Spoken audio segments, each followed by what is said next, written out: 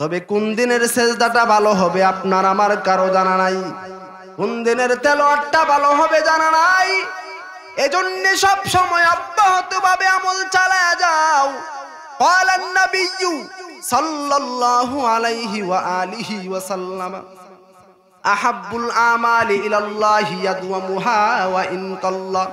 আল্লাহর নবী বলেন, ওই আমল আল্লাহর কাছে বড় দামি যে আমলটা সব সময় করে, যদি আমলটা ছোট। সব সময় আমল করে এটার অনেক দাম। একদিন করলাম পরে আর 10 দিন কবর না, এটার বেশি দাম নাই। আল্লাহর নবী মেরাজ থেকে এসে বলেন, রে বিলাল, এমন কি আমল তুমি করেছো যে আমলের বিনিময়ে জান্নাতের ময়দানে আরশের মধ্যে তোমার আমলের বরকতি আওয়াজ শুনলাম, সুবহানাল্লাহ। বিলাল বলেন, পয়গম্বর, এমন কোন আমল আমার নাই, তবে আমি একটা দাইমি আমল করি। ওযু করার পর 2 রাকাত তাহিয়াতুল ওযুর নামাজ কখনো মিস করি না। সব সময় আমলের বড় দাম। আল্লাহ বলেন, নেক আমল নিয়া জান্নাতের পথে আগাও। নামাজ পড়া নেক আমল, রোজা রাখা নেক আমল, দান করা নেক আমল। তবে সব নেক আমল দিয়াই বান্দা জান্নাতে যেতে পারবে না। আল্লাহর দরবারে ওই আমলটাই কবুল হবে যে আমলটা বড় ভালো হবে। এবার আমার জানার দরকার, কেমনে বুঝবো কোনটা ভালো আমল? রাসূলের সাহাবী হযরত মুআজ ইবনে জাবাল রাদিয়াল্লাহু তাআলা আনহু বলেছেন, ওই আমল আল্লাহর কাছে বড় দামি যে আমলের মধ্যে কমপক্ষে 4টা গুণ পাওয়া যাবে। জুড়ে বলেন, কয়টা গুণ? 1 নাম্বার গুণের নাম হলো ইলম। ইলম লাগবে, ইলম মানে জানতে হবে আমল সম্পর্কে। না জানি আপনি নামাজে দাঁড়াইছেন, আল্লাহু আকবার বলিয়া নিয়তটা বাইন্দাই আল্লাহুম্মা সাল্লি আলা মুহাম্মদ ওয়া আলা আলি মুহাম্মদ, হবে নামাজ? হবে? নিয়ম জানতে হবে, এটাই কয় ইলম। 2 নাম্বার গুণের নাম হলো ধৈর্য। 3 নাম্বার গুণের নাম হলো ইখলাস। ধৈর্য কার কতটুকু আছে এখনই প্রমাণ হয়ে যাবে। আমার কিছুক্ষণ পরে প্রধান বক্তা আসতেছে, প্রধান বক্তার ওয়াজ শুনিয়া আখিরি মোনাজাত দিয়া তারপরে যাবেন না ইনশাআল্লাহ। আল্লাহ কবুল করেন। সবাব পূর্বপুরুষ যারা দুনিয়া থেকে বিদায় হয়ে গেছে তাদের জন্য দোয়া কইরা, মাতা পিতা এবং দাদা দাদি নানা নানি যারা মারা গেছে, পিতৃকুল মাতৃকুল সবার জন্য প্রাণ ভরে দোয়া করে এখান থেকে বিদায় হব ইনশাআল্লাহ। হযরত মুআজ ইবনে জাবাল বলেন, ভালো আমলের জন্য 4টা গুণ লাগে। হাদিসের মধ্যে এসেছেন, তিরমিজি শরীফের হাদিস। 1 নাম্বার গুণের নাম হলো ইলম, 2 নাম্বার গুণের নাম হলো ধৈর্য, 3 নাম্বার গুণের নাম হলো ইখলাস। ইলম কেমন একটা জিনিস? ইলম কার কাছ থেকে আপনি নেবেন? শরীয়তের কোন একটা বিষয়, মাসলা বলেন, ইবাদত বলেন। এজন্য তো আল্লাহ তাআলা কোরআনে বলছে, কুল হাল ইস্তাবিল্লাযিনা ইয়ালামুনা ওয়াল্লাযিনা লা ইয়ালামুন। যারা জানে এবং যারা জানে না তারা কখনোই সমান না। মায়ার নবী বলেন, আনা মাদারুল হিকমি ওয়া আলিয়ুন বাবুহা। আমি নবী হলাম ইলম ও হিকমতের ঘর, আর সেই ঘরের দরওয়াজা হলো আমার সাহাবী আলী। সুবহানাল্লাহ বলেন। কেমন দামি সাহাবী! ইলমের গুণাগুণ পাওয়ার কারণে, নবীর সান্নিধ্যে থাকার কারণে কেমন দামি হয়ে গেছে। প্রশ্ন করা হয়েছিল, বিদুইন কাফের হিন্দু ব্যক্তি আইসা প্রশ্ন করেছিল, এই আলী, তুমি যে রবের ইবাদত করো, আল্লাহর ইবাদত করো, সে আল্লাহরে কোনোদিন দেখছো নাকি বলো? হাদিসে জিব্রাইলের মধ্যে, বুখারী শরীফের হাদিস, 1ম খণ্ড হাদিসে জিব্রাইলের মধ্যে নবী বলেন, আনতা আবুদাল্লাহা কান্নাকা তারা ফাইল্লাম তাকুন তারাহু ফাইন্নাহু ইয়ারাক। আল্লাহর ইবাদত এমন ভাবে করো যেন তুমি নিজেই আল্লাহকে দেখতে পাও। আর যদি তোমার ঈমান এবং আমলের দুর্বলতার কারণে আল্লাহকে দেখতে না পাও, এতটুকু নিয়ত রাখবা, যদিও তুমি আমি আল্লাহকে দেখি না, কিন্তু আল্লাহ আমাকে দেখতেছে। হযরত আলীকে বললেন, তুমি যে আল্লাহর ইবাদত করো সে আল্লাহরে কোনোদিন দেখেছো নাকি বলো? হযরত আলী কই রে ভাই, আমি আলী এমন আল্লাহর ইবাদত করি না যে আল্লাহকে আমি আলী নিজে দেখি না। আমি আলী আল্লাহকে দেখে দেখে ইবাদত করি। তাহলে বলো, আল্লাহকে যদি দেখে থাকো আল্লাহ কেমন? হযরত আলী কই রে ভাই, আল্লাহ কেমন এটা বলার কোনো বয়ান নাই, ভাষা নাই। হিচে কাসদর মুলকে ইউ আনবাজ নে কৌলে উরা লাহনে নে আওয়াজ নে। সুবহানাল্লাহ করেন। হিচে কাসদর মুলকে ইউ আনবাজ নে কৌলে উরা লাহনে নে আওয়াজ নে কুওয়াতে নে কি নাদারি বদমকুন बरवजूदे खुद सतम बेहदमकुन। तो दिल में तू आता है समझ में नहीं आता, तो दिल में तू आता है समझ में नहीं आता। बस जाना लिया मैं तेरे पहचानो यही है, बस जाना लिया मैं तेरे पहचानो यही है। আল্লাহ কেমন এটা বলার কোনো বয়ান নাই, ভাষা নাই। মুহাদ্দিসুন মুহাক্কিকিন কেরাম নকলি কোনো বিবরণ দেন নাই। তবে সুফি কেরাম একটু বয়ান করে বলেছেন, মান্না আরাফা নাফসাহু ফাকাদ আরাফা রাব্বা। যে আল্লাহ যে নিজেকে চিনেছেন সেই বান্দাই আমার আল্লাহকে চিনেছেন। এই যে মনে করেন আমি একটা মাইক দিয়া কথা বলতেছি, সেই মাইকটা কন্ট্রোল করার জন্য, নিয়ন্ত্রণ রাখার জন্য একটা নির্দিষ্ট টাইম আছে। একটানা 6 ঘন্টা 7 ঘন্টার বেশি চললে গরম হয়ে যাবে, মেশিন ব্রাস্ট হয়ে যাওয়ার সম্ভাবনা আছে। ফ্যানের বাতাস দিয়া ঠান্ডার ব্যবস্থা করা হয়। কিন্তু 40, 50, 60, 70 বছর কত কথা সাপ্লাই দিলে কত বক্তারা জিব্বা নামের মেশিন দিয়া, সেই জিব্বাটা তো কখনো ব্যথা করলো না, কখনো কোনো ধরনের দুঃখ অনুভব করলো না। সেটা নিয়ন্ত্রণ কে করে? যিনি করেন তিনি হলেন আমার আল্লাহ। কেমন দামি আলেমওয়ালা সাহাবী হযরত আলী। কাবার কিনারায় কালো একটি পাথর, এই পাথরটার নাম কি? মাশাআল্লাহ, হজরে আসওয়াদ। হজ করছেন কেউ এখানে? মাশাআল্লাহ, একজন মাত্র, 2 জন, 3 জন, 4 জন। যারা হজ করেন নাই তারা কি নিয়ত আছে হজ করার? আল্লাহ কবুল করে বলে আমিন। সবাই কইছে না, মনে মনে কইতাছে সংসারেই চলে না, 3 লাখ টাকা খরচা করে কেমনে হজ করব, এই কথা কয়ে বসে রইছে। আল্লাহ যদি কবুল করেন টাকা ছাড়াও তো যাইতে পারেন, হয় না এরকম? আমি একটা আমলের কথা আজকে বলে দেব, যারা নিয়ত করছেন তাহলে আমলের উসিলায় আল্লাহ তাআলা হইতে পারে টাকা মিলায়া দিবে, না হয় আল্লাহ তাআলা টাকা ছাড়াই মদিনায় নিয়ে যাবে। আমিন বলেন। কিন্তু আমলটা করতে হবে কন্টিনিউ, নিয়মিত। একদিন করলাম পরে আর 10 দিন কবর নাই, এই আমল দিয়া আল্লাহর আরশ পর্যন্ত যাওয়া যাবে না। আমলটা হচ্ছে ফজরের 2 রাকাত সুন্নত, তারপরে 2 রাকাত ফরজ পড়ার পর পয়সা থাকবেন মসজিদের বারান্দায় অথবা বাসায়। পরে যখন সূর্য উদিত হবে একটা নামাজ আছে 4 রাকাত। কিসের নামাজ বলে এটাকে? মাশাআল্লাহ। এই আশরাকের নামাজ আদায় করবেন নিয়মিত, কন্টিনিউ।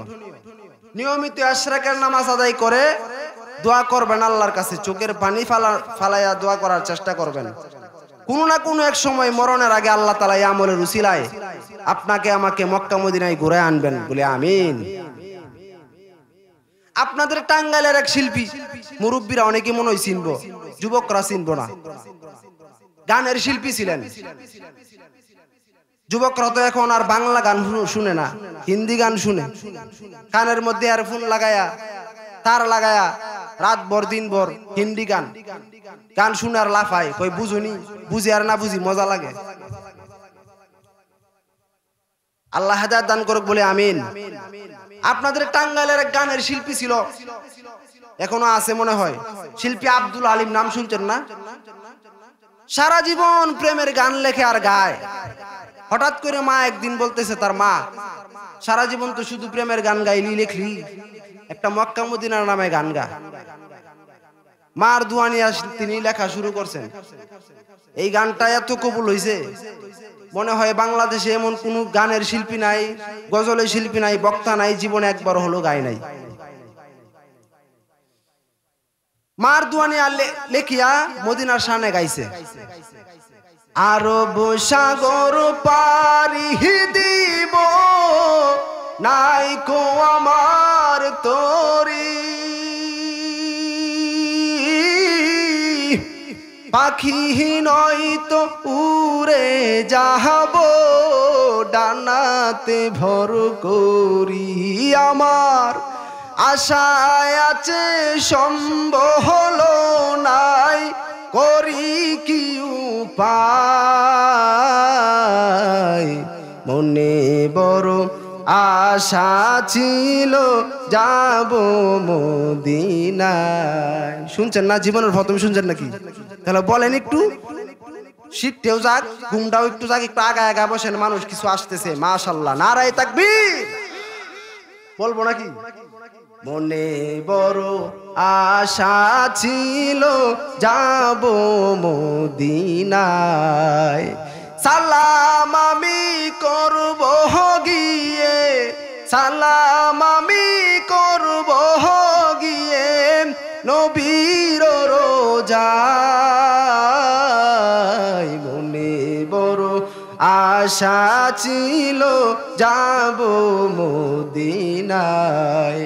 কাফেলাতে কে যাও তুমি, কে যাও হে তোরি, আমায় নাও নাও ভাই সঙ্গে নিয়ে, খানি কৃপা করি, সঙ্গে যদি না লাও মোরে গিয়ে মদিনায়, এই গরিবের সালাম দিও মদিনার বাদশায়, আশায় আছে সম্ভব হলো নাই, আশায় আছে সম্ভব হলো নাই, করি কি উপায়, মনে বড় আশা ছিল যাব মদিনায়। আল্লাহ মদিনায় যাওয়ার তৌফিক দান করেন বলে আমিন। কাবার কিনারায় খালো একটি পাথর, হজরে আসওয়াদ যার নাম, ওই কালো পাথরে হযরত উমর চুমু দিয়া বলে, রে পাথর তোরে তো আমি চুমু দিতাম না, কেন দিয়েছি জানো? বলে আমার মায়ার নবীকে দেখেছি চুমু দিয়েছে তাই দিলাম, কারণ তুমি কারো উপকার করতে পারো না, ক্ষতিও করতে পারো না। পারস্য থেকে হযরত আলী দাঁড়াইয়া বলেন, খলিফাতুল মুসলিমিন সাবধান, কে বলেছে এই পাথর মানুষের উপকার করতে পারে না?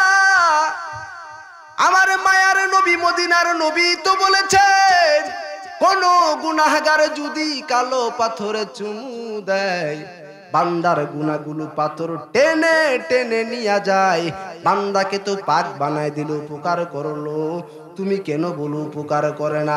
ওমর ডাক দিয়া বলে, লাউলা আলিউন লাহালাকা ওমর, ওরে আলী তুমি যদি না হইতা আমি ওমর ধ্বংস হইয়া যাইতাম। সম্মানের আসনে বসতে হলে দুইটা জিনিসের একটা লাগে, হয়তো দুনিয়ার টাকা লাগে, না হয় শিক্ষাগত যোগ্যতা ইলম লাগে। হযরতে আলী টাকা সম্পদের পাহাড় না পাইয়া ইলম পায়া শুকর আদায় করে বলেন, রাজিনা কিসমাতাল জাব্বার ফিনা লানা ইলমুন ওয়ালিল আদা ইমালু। ও আল্লাহ, তুমি আমাদের সম্পদের পাহাড় দাও নাই, দৌলতের পাহাড় দেও নাই, টাকা পয়সা দেও নাই, এলেম দিয়েছো, তোমার হাজার শুকর আদায় করি, কারণ টাকাওয়ালার টাকা আজ আছে কাল থাকবে না, আর এলেমওয়ালার ইলম সিনাই ঢুকবে বিদায় হবে না। কেমন এলেম আল্লাহ হযরতে আলীকে দিয়েছেন। হযরত উমরের খেলাফত যুগে এক জিনাকারিনী নারী আয়েশা সামনে দাঁড়ায় গেল। মহিলা ডেকে বলে, খলিফাতুল মুসলিমিন উমর, আমি জিনাকারিনী এক মহিলা, আমার গর্ভের ভিতরে অবৈধ সন্তান, আমার গর্ভের ভিতরে বাচ্চা, আমি জিনাকারী নারী, আমার গর্ভে বাচ্চা, আমার বিচার করেন। দুনিয়ার শাস্তি মেনে নিতে আসলাম, জাহান্নামের আগুনে জ্বলতে চাই না রে খলিফা। হযরত উমরের তরবারি হাতের মুঠায়, মেজাজ গরম হয়ে গেল। এখনো জিন্দা কেন জল্লাদ? মহিলাটাকে শেষ করিয়া দাও। পারস্য থেকে হযরত আলী দাঁড়াইয়া বলেন, সাবধান হে ওমর। হযরত আলী লুকমা দিয়া ফেলাইছেন। লুকমা কি যে কেউ দিতে পারে? মনে করেন আপনাদের মসজিদে ইমাম সাহেব নামাজ পড়াইতেছে, এখন আপনারা মুসল্লিরা নামাজ পিছনে দাঁড়াইছেন। এখন ভুল তো হতেই পারে, প্রথম মানুষ প্রথম ভুলের শিকার। কেরাতের মধ্যে ভুল করে ফেলাইছে মনে করেন। এখন পার্শ্ব থেকে যদি রাস্তা দিয়া পথচারী হাইটা যাইতেছে, নামাজ সে পড়তেছে না, সে কি জানালা দিয়া বলতে পারবে ইমাম সাহেব ঠিক আছেন নি, অথবা সূরা ভুল হইতেছে? লুকমা দেওয়াও যাবে না, নামাজি ব্যক্তি ছাড়া লুকমা নেওয়াও যাবে না। এই জন্য নিয়ম হলো, ইমামের পিছনে যে দাঁড়াবেন সরাসরি এমন এক ব্যক্তি দাঁড়াইতে হবে যে নামাজ সম্পর্কে জ্ঞান রাখেন। হতে পারে ইমামের নামাজ কোনো এক কারণে ভেঙে যেতে পারে, তার পরিবর্তে পিছনের লোকটা গিয়ে নামাজ দাঁড়াবে। অনেকে আমরা বুঝি না, অনেক মসজিদে এরকম সমস্যা হয়। আল্লাহ আমাদেরকে বুঝার তৌফিক দেন বলে আমিন। হযরত আলীকে, হযরত আলী হযরত উমরকে লুকমা দিয়েছে যে আপনি কি বিচার করেন? মহিলা জিনা করছে, তাই বাচ্চা যেহেতু তার পেটের মধ্যে আছে, এই অবস্থায় তাকে মারা যাবে না। হযরত আলী, হযরত উমর একদম নত হয়ে গেলেন, হযরত আলীর উপর একদম বিনয় হয়ে গেলেন। আর বিনয় যার অন্তর বেশি থাকবে, আল্লাহ তাআলা তার মাকাম বাড়ায় দেন। ফেরাউনের ঘটনা আমরা শুনছি। ফেরাউন যখন হযরত মুসা নবীর সাথে কোনোভাবেই পারে না, তখন একটা বুদ্ধি করতেছে, কি করা যায় বুদ্ধি করতেছে। হঠাৎ করে ফেরাউন বলতেছে, ফেরাউনের সাথীরা বলতেছে, এই মিশরের খোদা, আপনার এত বাহিনী, আপনার এত ক্ষমতা, এত পাওয়ার, মুসার তো কোনো লুকেই নাই, দলবল নাই, কিচ্ছু নাই।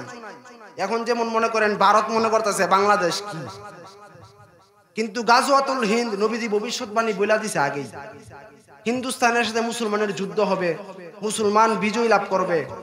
এখন আপনি একটা টাচ আমি দেই, দুনিয়াতে যদি আপনি বেঁচে থাকি কি লাভ? বিড়ালের মতো যদি আপনি বেঈমান হয়ে মারা যান, শাহাদাত বরণ করে যদি আপনি জান্নাতে যাইতে পারেন, তরবারের নিচে হলো জান্নাত, আল জান্নাতু তাহতা আকদামু জিলালুস সুয়ুফ।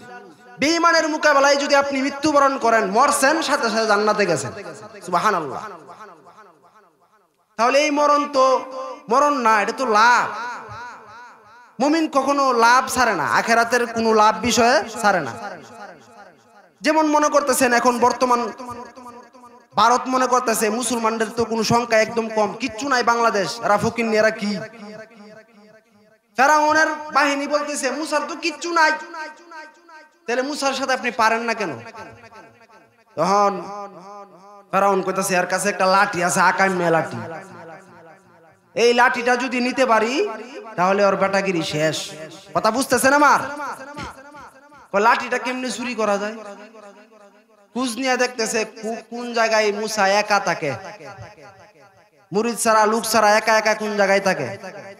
খুঁজতে খুঁজতে খুঁজতে খুঁজতে পাইলেন, মিশরের খোদা সংবাদ পাইলেন যে হ্যাঁ, খবর পাওয়া গেছে গাছতলার নিচে একা একা থাকে, একা একা থাকে। লাঠি চুরি করার জন্য ফেরাউন তার দলবল নিয়ে যাইতেছে। কাছাকাছি যখন গেছে, ফেরাউন কয় এই তোরা কেউ লাঠি ধরবি না, আমি লাঠি ধরবি। ফেরাউন এক কদম সামনে আগায়, 3 কদম পিছনে পিছনে যা। কথাগুলো বুঝেন ভালো করে। কাছাকাছি যখনই গেছে, আর কয়েক কদম সামনে আগায় লাঠিতে ধরে লা। এই অবস্থায় মুসা নবী তো ঘুমান্ত অবস্থায় আছে, ঘুমের মধ্যে পার্শ্ব পরিবর্তন করে না মানুষ, পার্শ্ব পরিবর্তন করছে, এই কাইতে ছিল এই কাইতে হইছে। মুসা নবী ফেরাউন দৌড়, এমন পিছনে দৌড় দিছে, বক্তরা কয় কেউ খুদা দৌড়েন কি পিছনে, কয় আয়ে, কই কি আয়ে, খালি কয় আয়ে, এ আয়ে বলিয়া আসে বলিয়া দৌড় দিছে। কিতাবের মধ্যে পাওয়া যায় ঘটনা, ফেরাউন এক দৌড়ানিতে 400 বার পাতলা পায়খানা করছে। সুবহানাল্লাহ। হযরত উমর হযরত আলীর কাছে একদম বিনয়ী প্রকাশ করে ফেলেছেন যে বিচার আপনি করেন। এবার হযরত আলী বলেন, বাচ্চা দুনিয়াতে আগমন হবে তখন আপনি আদালতে আসবেন, বিচার করা হবে। বাচ্চার কোনো দোষ নাই, বাচ্চার উপরে কোনো বেইনসাফি করা হবে না। হযরতে আলী এই কথা ফয়সালা দেওয়ার পর হযরতে উমর চিল্লায়া শুকর আদায় করিয়া বলেন, লাউলা আলিয়ুন লাহালাকা উমর, ওরে আলী তুমি যদি না হইতাম আমি উমর ধ্বংস হইয়া যাইতাম। কেমন এলেম হযরতে আলীকে আল্লাহ দিয়েছেন। এরে দেবরাজের মুসলমান নবীরা আসে, অনেকের মনে হয় ঘুম আসতেছে, ঘুম আসতেছে আপনাদের, বিশেষ করে যুবকরা যারা আছি তারা যদি কয় ঘুম আসতেছে, এটা তো বিশ্বাসের কোনো কথাই না, বিশ্বাসের কোনো কথাই না। কারণ মোবাইল গজবের ফেসবুক নিয়ে রাত 12টা-1টা পর্যন্ত ডিউটির মধ্যে এমনিই চলে দেখুন বাংলাদেশের যুবকরা, ঠিক বলছি না কথা? বাঙালির ঘুম এখন মোবাইলে সবাই করেছে। রাত্রকে আল্লাহ বানাইছেন ঘুমাইয়া শরীরটারে ভালো রাখার জন্য, কিন্তু সোনার বাংলার যুবক ভাইয়েরা মোবাইলের মাধ্যমে শরীরটা নষ্ট করে ফেলাইছে। সারাটা রাত মোবাইলের মাধ্যমে কবিরা গুনার প্র্যাকটিস করেছ, কোন দিক দিয়া ফজরের নামাজটা চলিয়া গেল টেরও পাইলা না। অথচ আমার আল্লাহ এতটা দয়ার মালিক, আমার নবী বলেন, ও আল্লাহ আগের জমানার নবীদের হায়াত ছিল বেশি, উম্মতের হায়াত ছিল অনেক বেশি, বেশি হায়াত পাইয়া নেক আমল বেশি করছে। আমার উম্মতের হায়াত খুবই কম, উম্মতের হায়াত হবে খুবই কম। কম হায়াতের ভিতরে এত বেশি নেক কেমনে করবে, নেক আমল কেমনে করবে? আল্লাহ বলেন, ও নবী আপনার উম্মতের জানাইয়া দেন, আপনার উম্মতের হায়াত যদিও কম 60-70 বছর, কিন্তু কম হায়াতের ভিতরে আমি আল্লাহ বরকত দিয়া দিছি অনেক বেশি। আপনার উম্মতেরা 5 ওয়াক্ত নামাজ যদি জামাতের সাথে আদায় করে, আমি আল্লাহ 50 ওয়াক্ত নামাজের সওয়াব আমল নামাই দিয়া দিব। আপনার উম্মতের জানাইয়া দেন, এশার নামাজ জামাতের সাথে আদায় করিয়া যদি ঘুমায়, ঘুম থেকে উঠে যদি ফজরের নামাজ বান্দা জামাতের সাথে আদায় করে নিয়মিত মসজিদের মধ্যে গিয়া, আমি আল্লাহ সারা রাত ঘুমানোটাও ইবাদতের পাল্লাই দিয়া দিব। একটুখানি নেকের তোরে রোজ হাসরের মাঠেতে, বাবা ঘুরবে ছেলের পিছে, ছেলে বাবার আগেতে। আহাতে মন কঠিন দিনে নামাজ তোমায় ভুলবে না, ঠিক মতো পড়িলে নামাজ জান্নাত তোমার ঠিকানা। আল্লাহ চান বা চায় না বান্দাকে জাহান্নামে দেখ। আল্লাহ বহুত উসিলা খুঁজবে হাসরের ময়দানে, কিভাবে উম্মতে মুহাম্মাদীকে জান্নাতে দেওয়া যায়। অনেকে তো আমরা এই আশা নিয়ে বসে রয়েছি যে নামাজ পড়লাম না জীবনে, নামাজ পড়ি না, এখন আর পড়িয়া কি লাভ? অথবা হঠাৎ করে কোনো এক যুগ আসেল ভাইপার আসেন না কিছুদিন আগে, এখন আপনি মুখে বললেন যে সাপরে ভয় পায়, কিন্তু সাপের গায়ে হাত লাগাইলেন। সাপ যেখানে থাকে জঙ্গলে যেই গর্তের মধ্যে, সেই গর্তে গিয়ে বসে থাকেন, কিন্তু মুখে আপনি বললেন যে আমি সাপরে ভয় পাই, কিন্তু কাজের দ্বারা কি বুঝাইলেন? সাপরে ভয় পান না। যেই বান্দা যদি আসলে আপনি ভয় পাবেন, সাপের গাছ কাছেও যাবেন না। যেই বান্দা আল্লাহকে ভয় করবে সে কখনো গুনার কাছেও যাবে না। কথা বলেন ঠিক কিনা?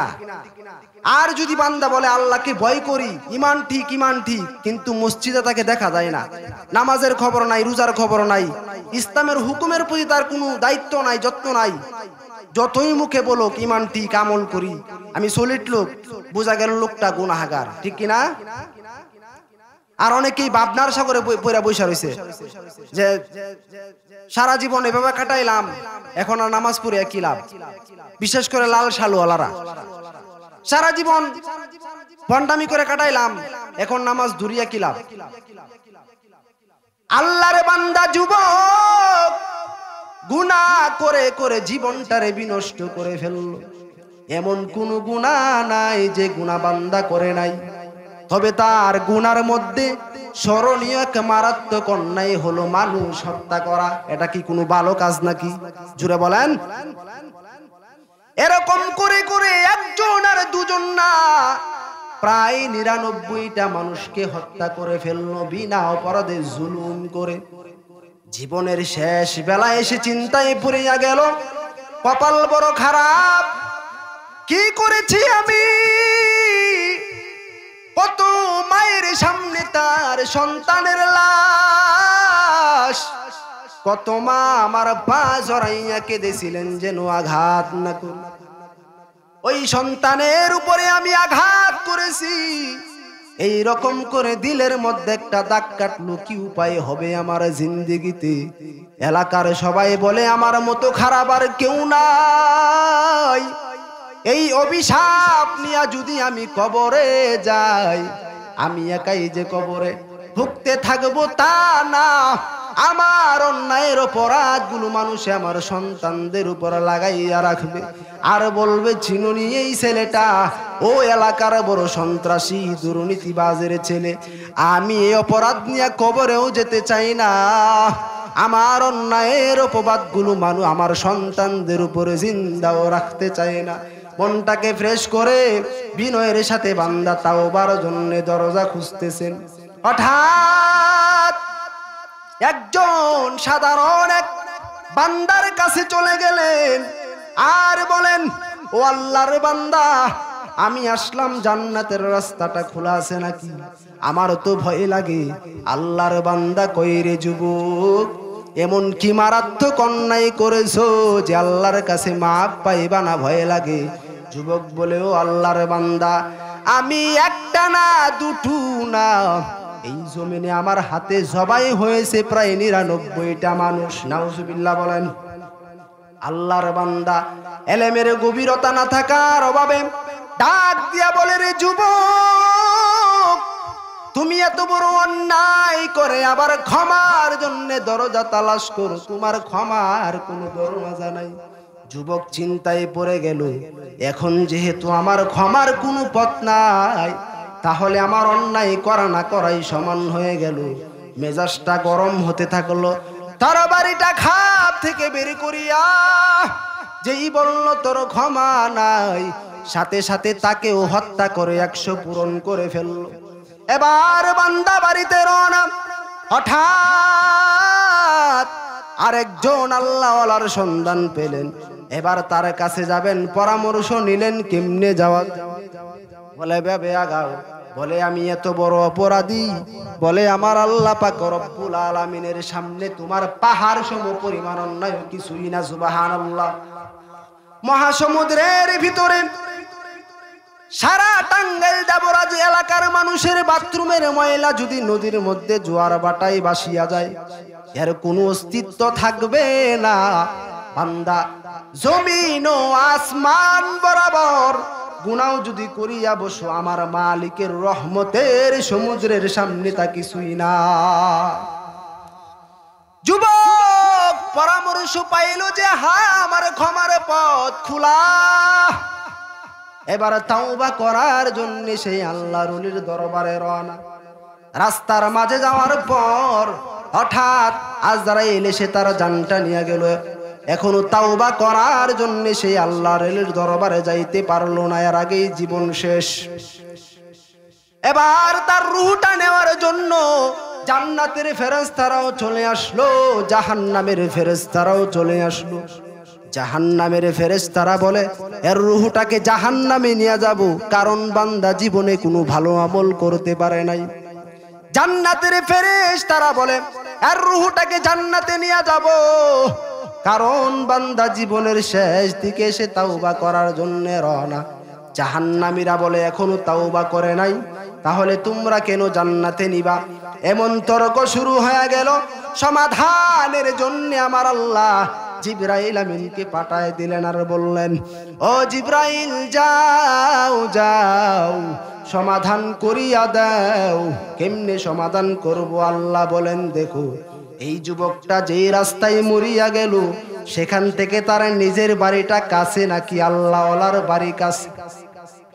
যদি নিজের বাড়িটা কাছে থাকে, আল্লাহওয়ালার দরবারটা দূরে থাকে, তাহলে জাহান্নামের হাতে দিয়া দাও। আর যদি নিজের বাড়িটা দূরে হয়, আল্লাহওয়ালার বাড়িটা কাছে হয়, তাহলে জান্নাতের হাতে দিয়া দিবা। জিবরাইল আমিন মাপ দিলেন। আমার আল্লাহ কিতাবের ভিতরে এসেছে রাসূলের হাদিস, বুখারী শরীফের প্রথম খণ্ডের শেষের দিকের হাদিস।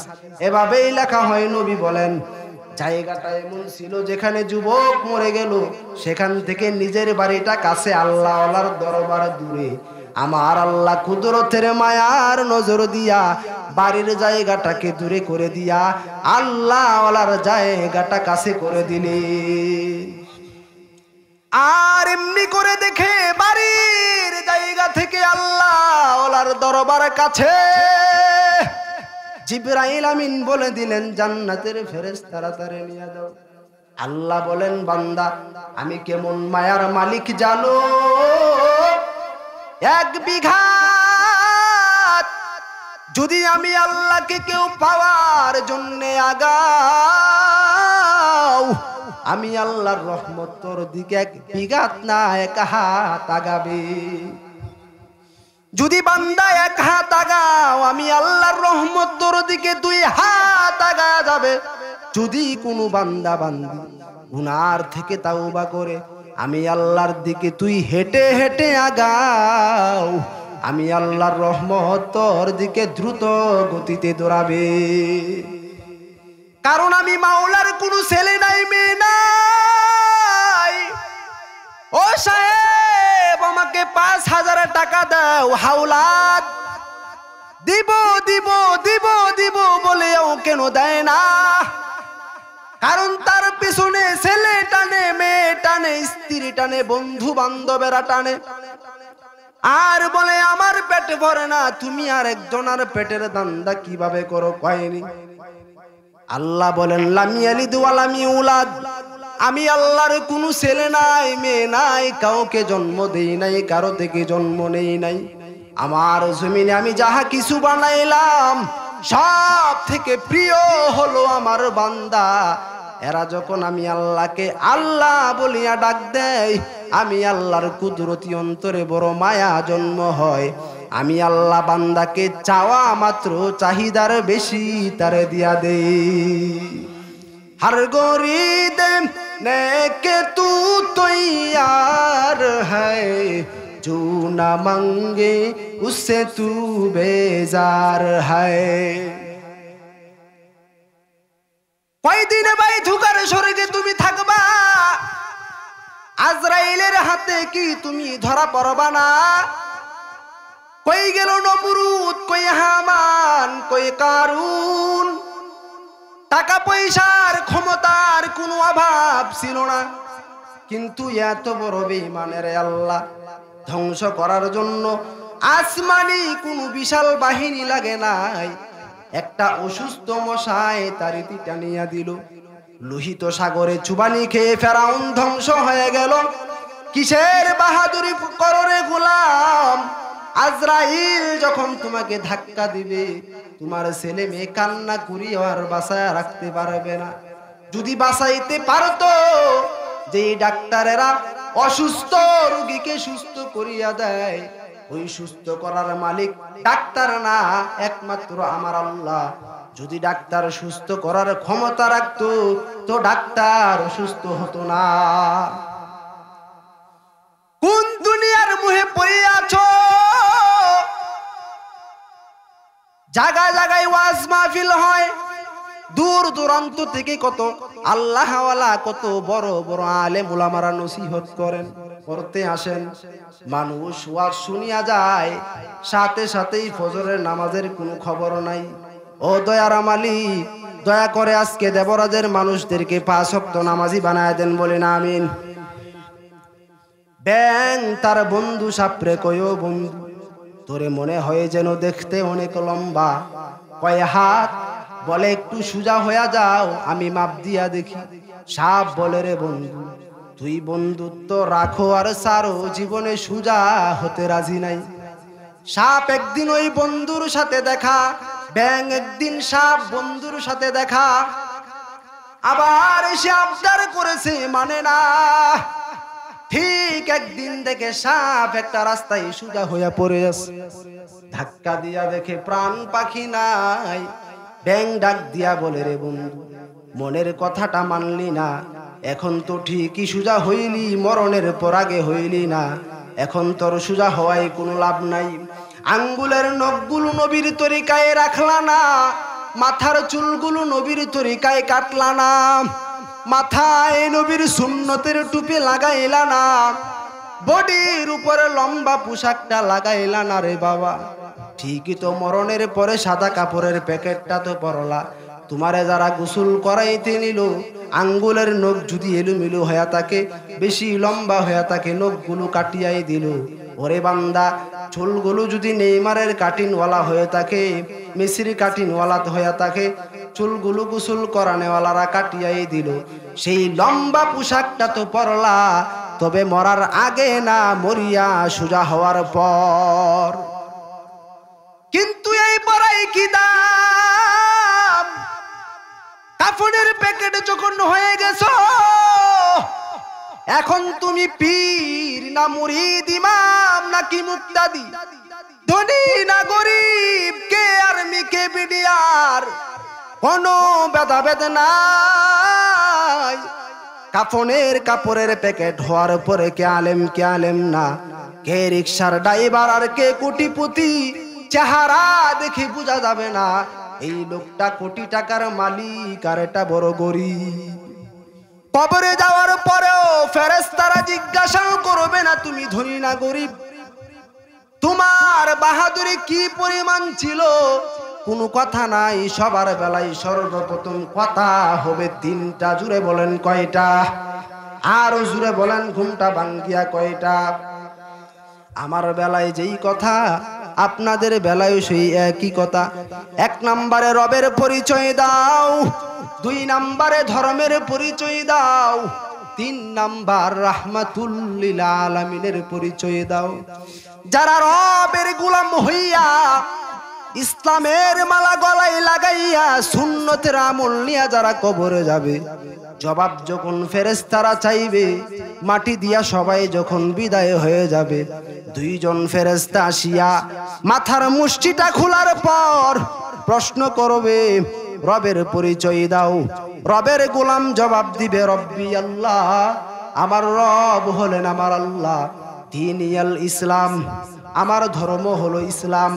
এরপরে রাস্তা একটা বানাইয়া আমার রসুলকে দেখাইয়া বলবে, চিননি এই মোহাম্মদ নবীরে, এই ব্যক্তিরে। নবীর যারা সুন্নতের আশিক, তারা বলবেনি তো আমার সেই মায়ার নবী, যেই মায়ার নবীর বয়ান শুনতাম আলেমদের জবানে, যেই নবীর মায়াই পুরিয়া টুপি পরলাম, দাড়ি রাখলাম, লম্বা জামা পরলাম। কত মানুষ হাসাহাসি করেছে দুনিয়ার জমিনে, দাড়ি দেখিয়া কত বিদ্রুপ, কত তামাশা বলে হুজুর হইয়া গেলি, মুল্লা হইয়া গেলি অল্প বয়সে দাড়ি রাখিয়া। এর উপরও টুপি ফালাই নাই, দাড়ি কামাই নাই, নবীর মহব্বতে পড়িয়া সেই মায়ার নবীরে আমি কেন চিনব না? এনেই তো আমার সেই মায়ার নবী রাহমাতুল লিল আলামিন। আমার আল্লাহ বড় খুশি হইয়া গাইবি একটা আওয়াজ দিয়া বলবেন, ফেরেশতা আর দেরি করিও না, এই বান্দাকে আর ডিস্টার্ব করিও না, তাড়াতাড়ি বেহেশতের বিছানাটা বিছাইয়া দাও। দুনিয়া দুনিয়ার জমিনে বান্দার আমি ঘুমাইতে পারে নাই। রাতের গভীর যখন হইয়া যাইত, এই বান্দা সেজদায় পড়ে আমি আল্লাহরে ডাকতো। সবাই যখন ঘুমায় গেছে, আমার আশিক সেজদায় পড়ে ডেকেছে, রে মালিক তুমি আমাকে ভুলে যেও না। ও আল্লাহ, আমার টাকা নাই, পয়সা নাই, বাড়ি নাই, আমি টাকার জন্য তোমার দরবারে ভুররাতে কাঁদি না, সম্পদের মায়ায় কাঁদি না রে আল্লাহ। আমার চোখের পানি জরে শুধু আমি জাহান্নাম থেকে মুক্তি চাই, জান্নাতের বিছানাটা চাই। আল্লাহ বলবেন, ও ফেরেশতা, এই বান্দাকে আর ডিস্টার্ব করিও না, এই বান্দাকে আরামের ঘুম পাড়াইয়া দাও। জান্নাতের বিছানায় বান্দা আরামে ঘুমায়া যাবে। ইসরাফিলের সিংহায় ফুৎকারের আগে কেউ যেন তারে সজাগ না করে।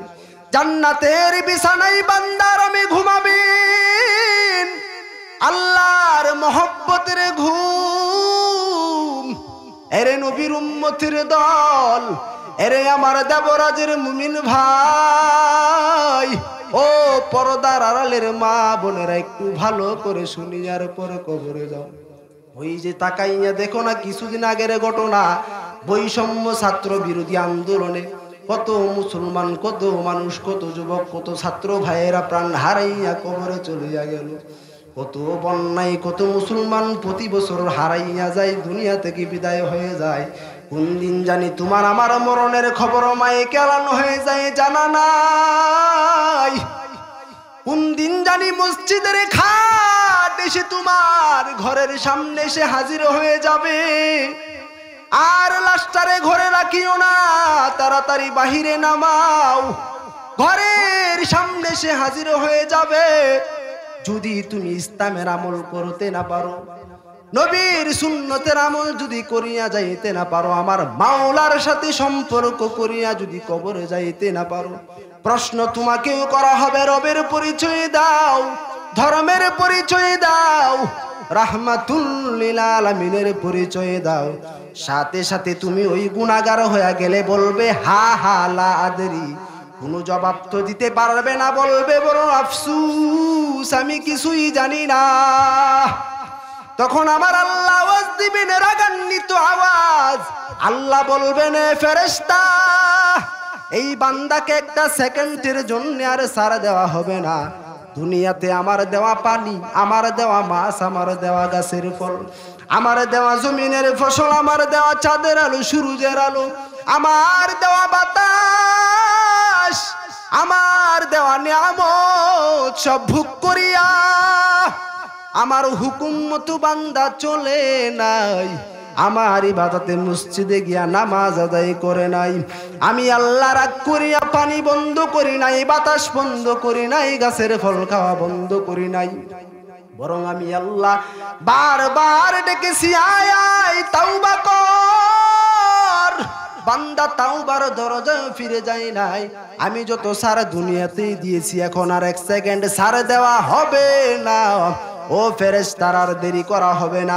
এই বান্দার কবরের ভিতরে জাহান্নামের বিছানা বিছাইয়া দাও। আর কবরকে বলবেন, আল্লাহ রে কবরের মাটি, এই নাফরমান গুনাহগার বান্দাকে দুই পার্শ্ব থেকে জুরে জুরে জুরে জুরে একটা চাপ দাও। কবরের দুই পার্শ্বের মাটির এমন জুরে চাপ দেওয়া শুরু হয়ে যাবে রে বাবা, চাপের সাথে পাথরের হাড়গুলো চুরমার হয়ে যাবে। একটা নয়, দুইটা নয়, 70 থেকে 99টা সাপ কবরের ভিতরে জাহান্নামের আগুন। এরে যুবক, এরে আমার পর্দার আড়ালের মা বোনেরা, ভালো করে শুনিয়া তারপরে কবরে যাও। গুনাহ নিয়া যারা বসিয়াছো, তাওবার দরজায় ফিরে আও। মনে মনে ভাবো আর বলো, রে আল্লাহ, আজকের মাহফিলে এই ময়দানে আমার মতো বড় গুনাহগার কেউ নাই। তাওবার দরজায় ফিরে আসলাম, মাফ করে দাও রে আল্লাহ, আর কখনোই গুনাহ করব না। ইসলাম মানিয়া চলবো, আলেম উলামাদের পরামর্শ নিয়ে চলবো। খাঁটি তাওবার যদি নিয়ত হয়, খাঁটি তাওবার নিয়তে দুটো হাত আমার আল্লাহরে সবাই দেখায়া দাও। আয় আল্লাহ, সবার হাতগুলো কবুল করে নেন। আয় আল্লাহ তাওবা কবুল করে নেন, তাওবার উপরে মজবুত হয়ে চলার মতো তৌফিক দান করেন। ও দয়ার মালিক, কুদরতের নজর দিয়া দেবরাজের মাহফিলের দিকে তাকাইয়া দেখেন। আয় আল্লাহ কোন কোন শীতের ভিতরে যুবক ভাইয়েরা, আয় আল্লাহ সাদা দাড়িওয়ালা বৃদ্ধ বাবাজিরা হাজির হয়ে গেছেন। আয় আল্লাহ আপনি নিয়ে আসছেন, নিয়ে যেহেতু আসছেন, কিছু দেন আর না দেন, অন্তত সবার সিনায় হেদায়েতের নূর দান করেন। আমিন বলেন, হাত নামান। শেষ বক্তা রস শুনিয়া তারপরে যাবেন না, নাকি আমি উঠার সাথে সাথে অর্ধেক নাই? আখির মুনাজাত পর্যন্ত পিতা মাতার জন্য দোয়া করবেন। মসজিদে অনেকেই ৬০-৭০ বছর দেখা যেতেছে, সর্বোচ্চ আর তারা ধরলাম 10 বছরই বাঁচবেন। দুনিয়াতে আল্লাহ পাঠাইছে একমাত্র, আল্লাহ কোরআনে বলছেন আইয়ুকুম আহসানু আমালা, তোমাদের মধ্যে কারা ভালো আমল করে। আল্লাহর পরিচয় পাওয়ার জন্য পাঠানো হয়েছে। অনেকেই তো আমরা ভুলে গেছি দুনিয়াতে আল্লাহ কিসের জন্য পাঠাইছে। হাসরের ময়দানে বহু মানুষ, লাখ লাখ লক্ষ কোটি কোটি মানুষ দানের উসিলায় আল্লাহ তাআলা তাদেরকে জান্নাত দিয়া দিবেন। সুবহানাল্লাহ। এই দানের রাস্তাটা যদি না খোলা থাকতো, কত মানুষ যে জাহান্নামী হইল হিসাব ছিল না। এই জন্য প্রধান বক্তা আলোচনা করবেন, প্রধান তো প্রধানই, আমরা মাঝখানে কিছু কথাবার্তা বললাম বাঙ্গাসুরা। প্রধান বক্তা বড় এলেমওয়ালা, আমলওয়ালা আল্লাহ তাআলা আমাদের মাঝে উপস্থিত করেছেন। তিনি যদি এত দূর থেকে আইসা ওয়াজ শুনাইতে পারেন, আমরা ঘরে কোনা থেকে ওয়াজ শুনতে পারবো না? আল্লাহ তাআলা ইখলাসের সাথে, ধৈর্যের সাথে থাকার তৌফিক দান করেন বলে, থাকার তৌফিক দান করেন বলে, থাকার তৌফিক